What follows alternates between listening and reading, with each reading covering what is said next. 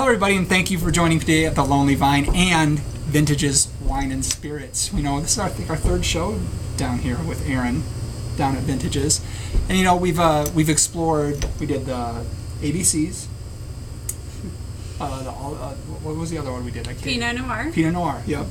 We did the Pinot and the Chardonnay tasting, yes. So, and today we wanted to look at more about the wine tastings that we do down at Vintages. Every Saturday we have a free wine tasting, and we've got the 4 wines that we're tasting today, and we thought we would show that off, as well as talk about what? Talk about pairing wine and food and kind of which make better matches, because food and wine, of course, need to work together, hopefully. Yes. That's our goal. Because wine is a food. No matter what anybody tells you, consider wine to be a food. So I say we get right into it. Let's go. Okay, so we're going to start off with this one? Yep. Okay, so this is our Edna Valley Sauvignon Blanc, 2011 Central Coast, 13.9% alcohol. And we were looking at down here at $12.99 a bottle. All right, so should we do it without food first? Sure. See what we have? Wow. That's a great idea. This has a lot going on the nose. So I definitely, you know, like a lot of Sauvignon Blancs, you get, especially New Zealand, you get a lot of that grassiness. And grapefruit, very attack your palate almost. Huge wines in your face. This one is showing a little more restraint. It is. Not as much as perhaps Napa, which gets more to melon. This still has a little bit of grass and citrus, but less grapefruit maybe. Yes. Yeah. I mean, it's still there, but it's not overbearing. It's nice. I've always liked Edna Valley. Edna Valley is a valley right above San Luis Obispo. You drive right into the town of San Luis Obispo, minutes from Edna Valley. And we visited there a few years ago. The coolest part of the day the warmest part of the day is about 10:30 or 11 in the morning, because the breezes come off the ocean. And so It's a very cool climate, and they do exceptionally well with whites for that reason. Nice acidity, good bracing acid, long hang time on the fruit, creating more complexity in the wines. Yes. And so I've always... And this definitely has that going on. This is going to be one I'm very interested to taste with the foods, because it has that palate cleansing, wipe everything clean acid going on in here.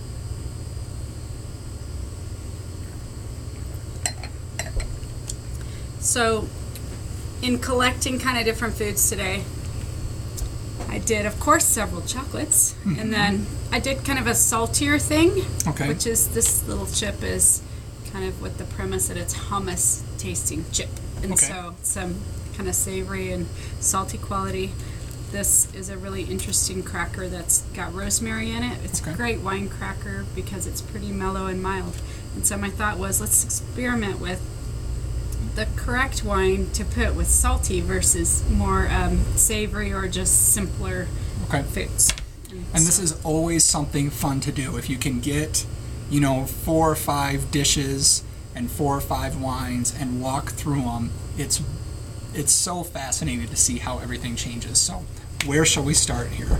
Let's start, because we're going to taste salty and savory, or salty and simple, in both white wines today. Okay. So let's do both. Maybe take one of each. Yep. And save it for the other. It's really lots of fun to eat on camera. It is always so much fun to eat on camera. I've done a few of them, and there's nothing more self-conscious than eating food on camera. So are you starting with the... I started with salty. This salty. Okay, let's go salty. I think it takes quite a wine to hold up to the saltiness. I usually go with more aperitif level wines, which have a little more residual sugar almost, because the sugar offsets the salty. This is holding up to it just fine. It is. That acid, it does come in and clear everything out. And where the food and the acid kind of come together is, if you taste this wine, you really notice the acid. You really notice that tartness and the salivary glands kicking in. Well, with the food, it kind of mutes it a little bit, because they're kind of playing off each other and working together, and coming together for a different experience between the two. So Right. I think And- that one goes well with it. Right. You know, there's not a ton of wines that you could put with salad because of the Right. bracing vinegar and acidity, and this I would hold up just fine with think you're salad or ceviche or fish tacos, or, you know, there's a lot of things that this would work with. I think you're right. I think crackers are probably not the best example, but it's the one we have. Okay, so should we go with the other one then? Yep. As well. So now this is the rosemary, a little bit simpler cracker. Less Okay. salty. All right. Uh-huh. I love this cracker. Mm-hmm.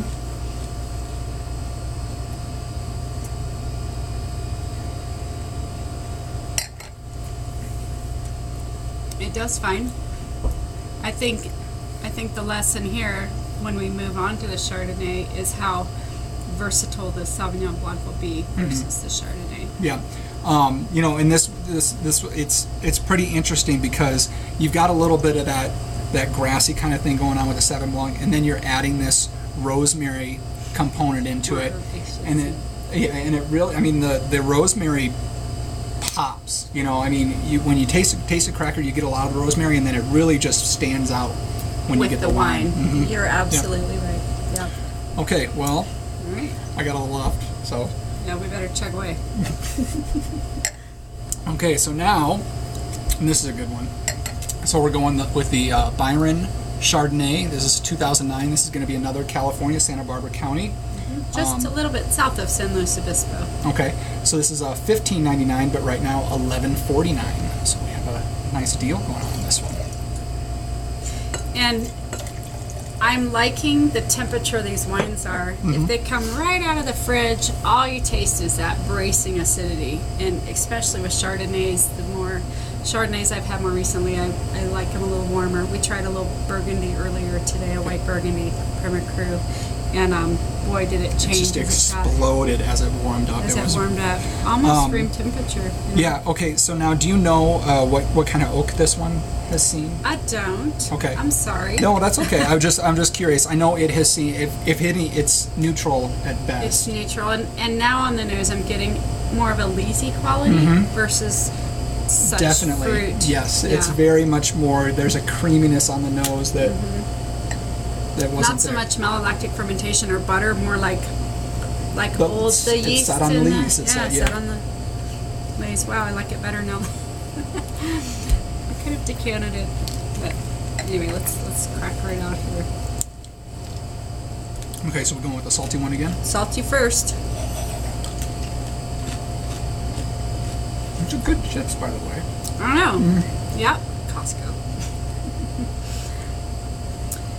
This, I'm getting a little touch of that vanilla now that it's warmed up too. So it does see a little bit of oak, but boy, it is probably more neutral. Yeah.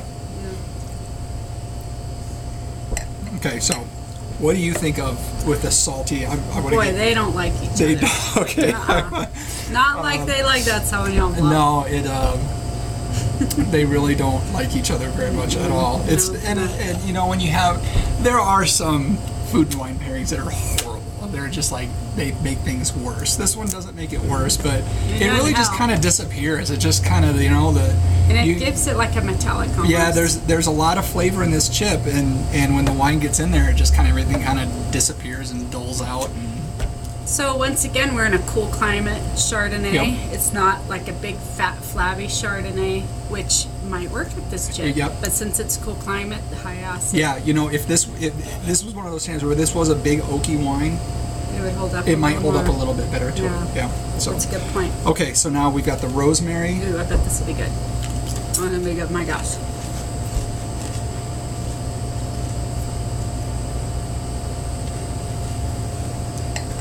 Better.